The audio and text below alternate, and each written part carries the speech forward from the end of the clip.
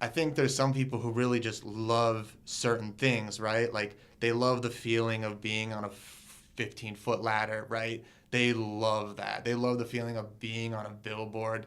That's their thing, right? For me, I do like applying paint to like brick. There's nothing better than that. But for trains, it's like I love the fact of certain things. Like I love the way railroad like rocks just feel walking on them. Like simple things like that. I love the way the tracks smell, right? I love being around like big metal structures or in between them.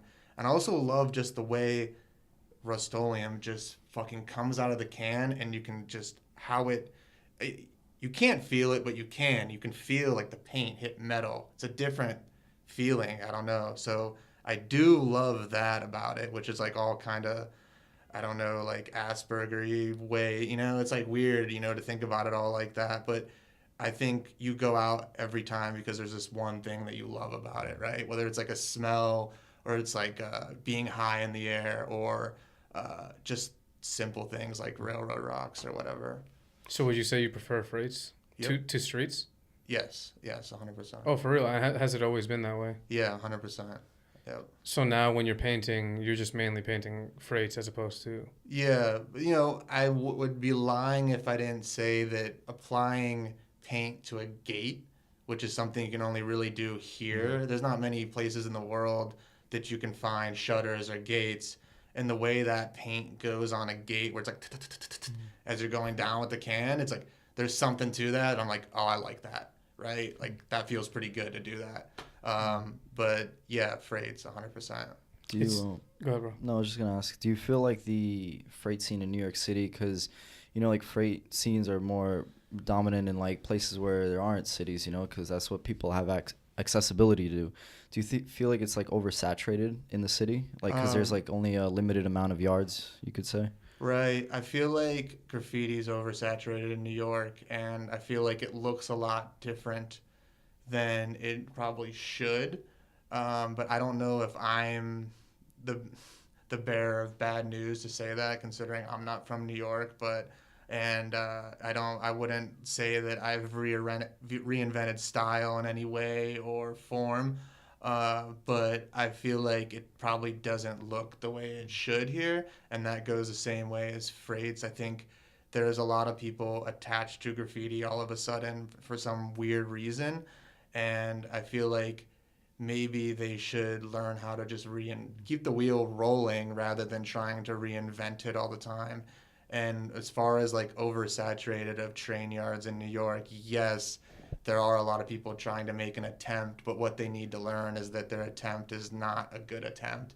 And it'll never be a good attempt trying to do that in New York City in 2022. We live on an island. You have to remember that a lot of East Coast cities like Miami or New York are on an island. Things come in one way, they go the same way out. You can only bring so many trains into this area. There's not enough for everyone. There never will be enough for everyone. As like, Amazon gets big, things come in by truck or they come in by boat and they get broken down and they deliver it in a van. Things aren't always coming in by train anymore, even though a large popularity of our goods go back and forth by train, but they're not specifically coming into New York City that way, right? A place that used to get 10,000 cars per year now gets 3,000 cars per year. With that said, more people move here, try to paint. It just doesn't work. And there's also a big part of this is like a freight dedication, freight knowledge, all that type of stuff. And it's you have to question yourself, why would I waste my resources, time, paint to go do something and annoy a bunch of people who do this all the time just so like I can, do something dumb on a car that's going to leave and get gone over by someone else in, Chicago or Philly, they don't know. And even in New York, they're getting capped all the time. So there's people who I don't think that they have a lot of loyalty or knowledge to trains. It's just easy to go on their lunch break or after work so they don't have to stay out all night and do that type of thing.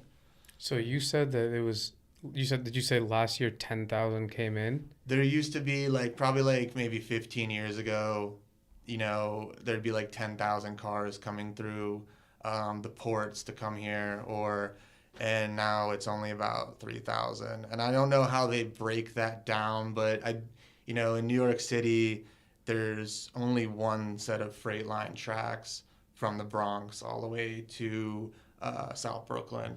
And they're, obviously from there, you can figure it out, obviously, pretty easy. This is no fucking mystery.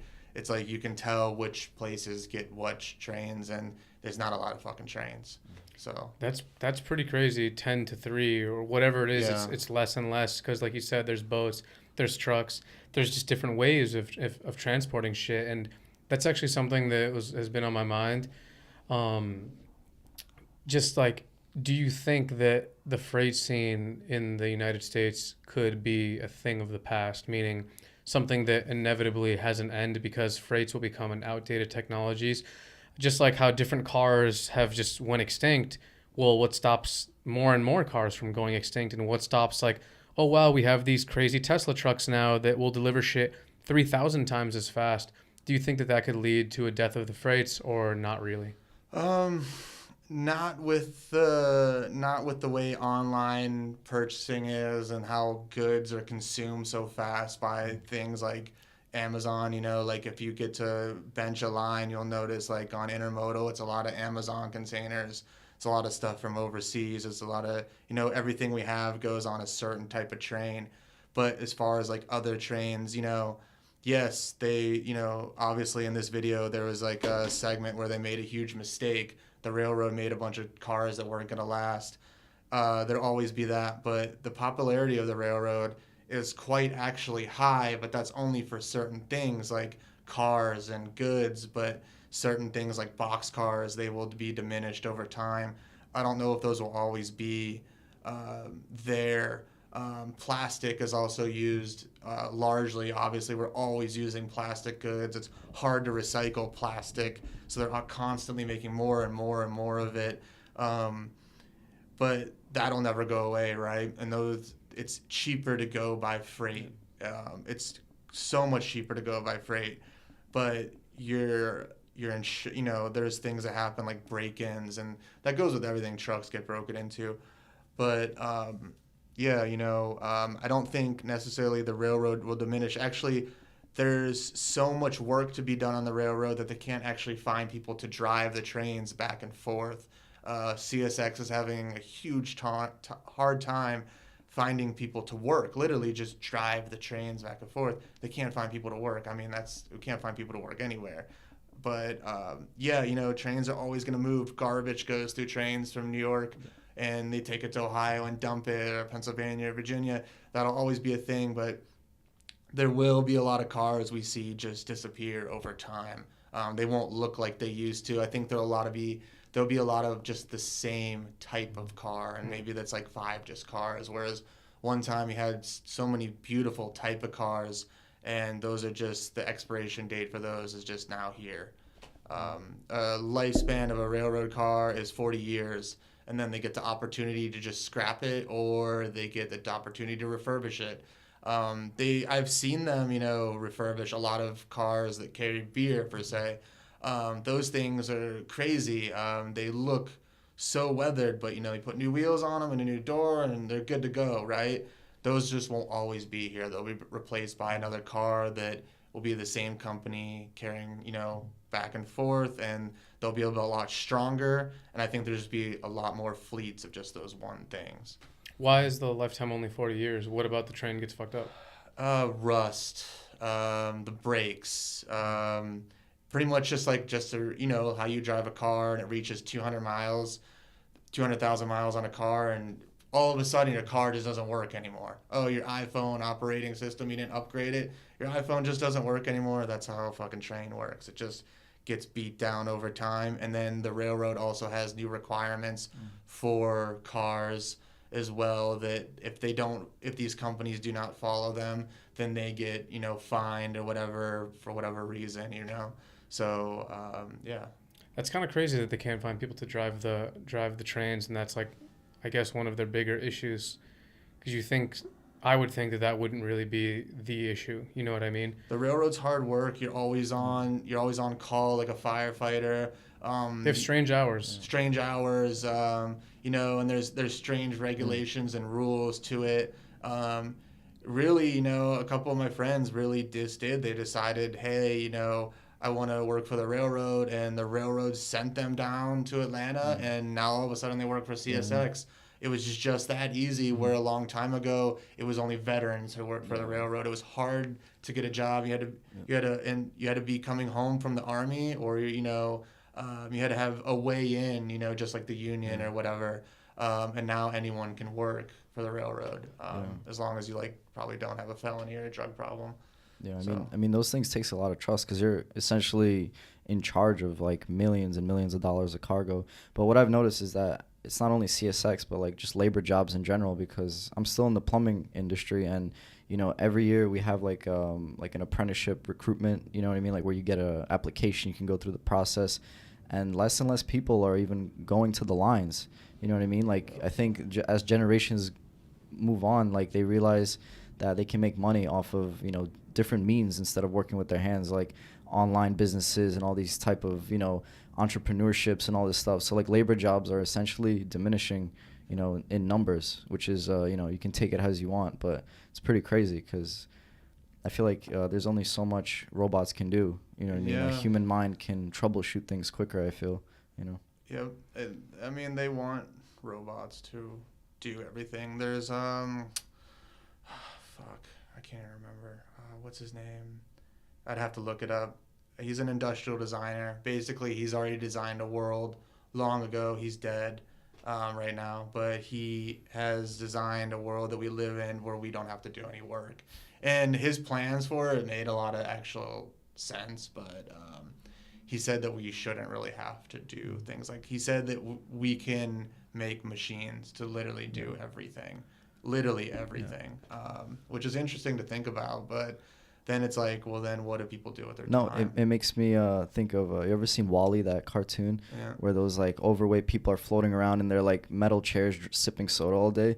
I don't know, it's a futuristic, what are you doing all day in a way? Yep. Jacques Fresco is his name, actually. If you get a chance, look it up. A lot of people might laugh at some of his ways, but he was he has tons of theories on tons of different things. He's a socialist. He worked in New York City school. He's actually from Brooklyn, and then he did a lot of his work in Florida, I guess. I think that may be wrong. Fact check that. But he's very interesting.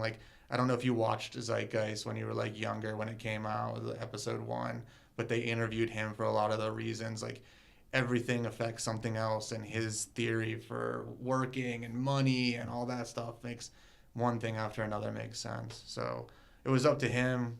Probably wouldn't even have trains, to be honest, but yeah. What do you think about that whole humans don't work shit? Dude, I don't even know. What is it? What is this what is it? No, I'm saying would you be for that or against that? The whole robots do everything for us, and in theory we can just pursue our passions. I don't even know what everyone would do. I don't even think anyone does anything now. So it's what the fuck? What would everyone do? He would basically, Jacques was saying, oh, you would create art. Even you would just create art just to give it to someone. You wouldn't sell your art. So then why would that's so hard to think about? Why would I do anything? No, it's a total shift. Yeah, it's just why would we're not born to we're born to understand. We're born and then we're trained to understand. Yeah. You need to do something to make money. I feel that would only work if everyone just took psychedelics and it became some type of hippie commune where people are dude, this is for you, man. Yeah, and, you know, through love and peace. Yeah, know? I'm yo, I don't need gifts. I need real shit. Yeah. You know what exactly. I mean? But aside from all that, so no, you don't think that the freights will come to an end because they actually need the freights, and it's a very, economical way to ship shit. Now, do you think that just the same way that they tackled the graffiti in New York City subway, they would ever do with the freights? You won't ever be able to do it. There's not enough resources to patrol it. And to be honest, a lot of people who work for the railroad give a fuck less. It's always the police that are hired, or it's depending on where you live. the rail cops can be way more serious, like in Florida or, just different places in the middle of nowhere where people see you park your car and you go in and the local authorities have to come. But as far as like bigger cities, if you've been into train yards in like Oakland, LA, even New York or Philly, no one gives a shit. It's just it's a heyday. They'll never be able to do it. They've done things like raise the numbers higher, but even then, there's still reflectors that get painted over, and the railroad gets fined if the reflectors are painted over. So it's someone's job to put new reflectors on it every time it's painted, right? So it's essentially creating some weird little job for someone, but you can't get rid of it. It won't ever happen. There's just too many. You'd have to fence in everything. Fences cost so much money. Someone will cut the fence anyways. It would be literally impossible. Yeah, it's not like it's not as much as a closed system as like the New York City subways. It's like it literally spans Mexico, Canada, all of the United States, Yep. every single state, every single city, every single town. So to stop it, you'd have to do a nationwide thing. Yeah. People ride in on freights like from Mexico to, people are smart enough from Mexico to the United States to tape drugs under the trains and understand that, hey, that train will leave this time, end up here, grab the drugs, right? Is a free mode of transportation for a lot of things. But yeah, it will never end. What's been your experience with rail cops? Nothing crazy. Only earlier on, before New York City became this playground per se, a lot of the train yards just weren't actually cool to go to. Freights were, the yards were always considered burning, scolding hot by all the OGs. Like, oh yeah, we don't even go there anymore, right?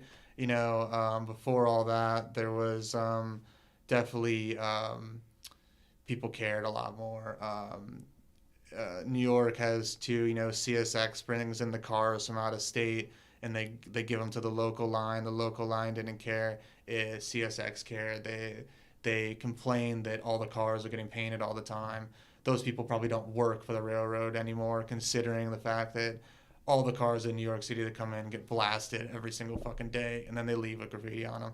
So yeah, they did build like a little thing, and then Vandal Squad had to get involved, and that was that. But that was a long time ago.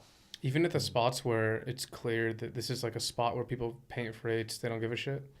No, they don't care. Actually, one of the workers the other day, talking to them about how they actually need help for people working there. They're like, we can't even find people to work the local line here. They have like a bunch of drug problems. We had to fire 8 people. I'm like, Jesus, like this is going to be like an easier job to do and actually a cool job. You get to be outside all day. You get to be like around like heavy. I don't know why people would think they are above that, but it's actually good pay too. By 20 years, you could be making 3 figures just working for the railroad, connecting brakes, driving a train around. Yeah, it's not the most like exciting, but I mean, at least like you're outside, you're like working with your hands, right?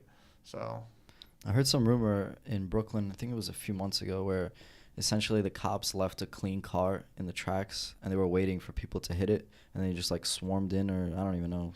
Oh, that was with all the old subway cars. They were bringing them to scrap them somewhere, and I forget where they were going to scrap them, but it was a bunch of old subway MTA models.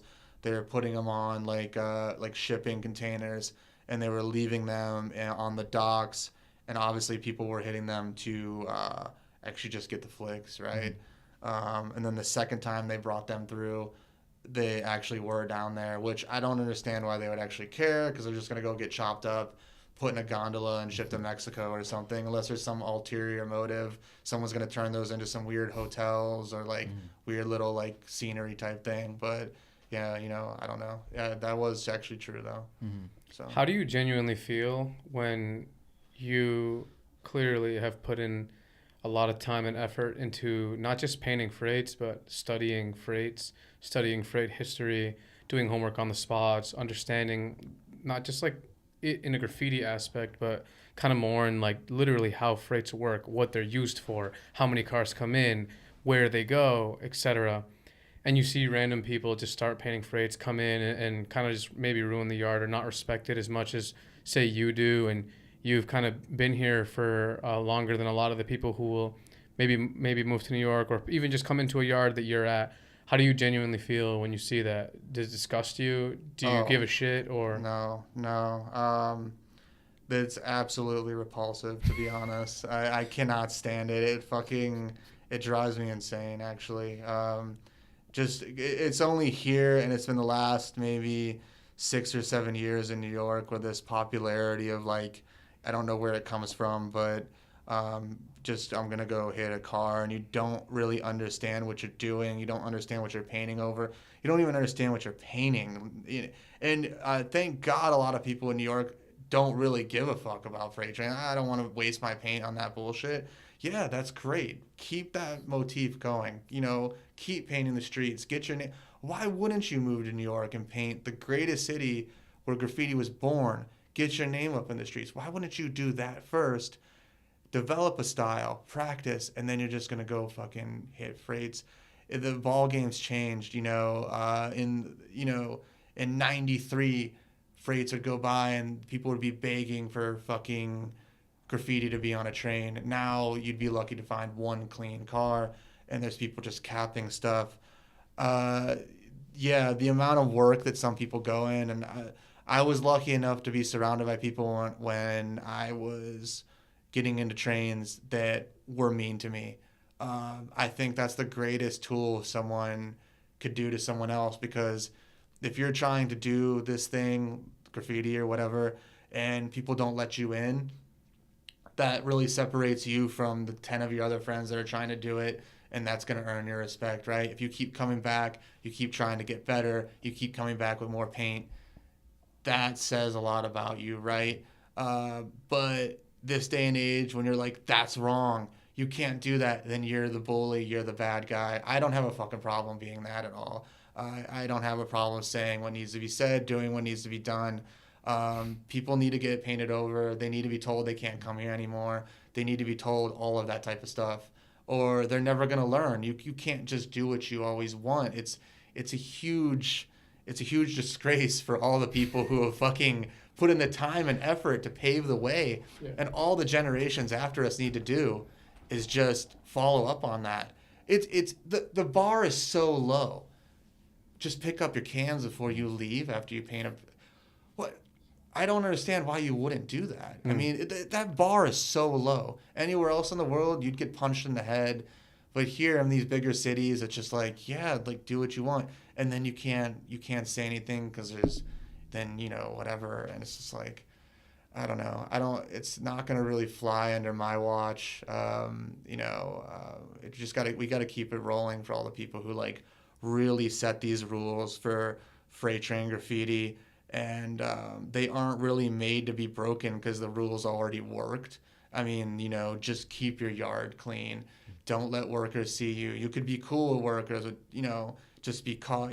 Just all these simple things that people just don't follow because they think they're in like a bigger city like New York or Philadelphia or whatever. And honestly, I'm just getting tired of it, to be honest.